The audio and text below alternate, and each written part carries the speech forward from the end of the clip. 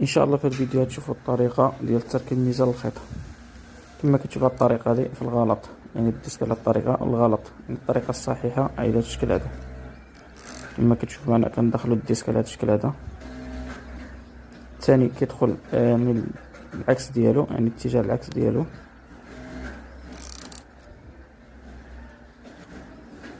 هنا كندخلوا الديسك الثالث اللي يكون مسؤول على الفتح ديال ميزان الخيط.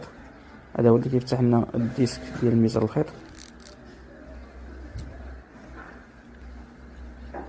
هذا هو الرسول، هذا هو اللي يعطينا البريسيون في الخيط، يعني شحال نقدر نزيرو الخيط.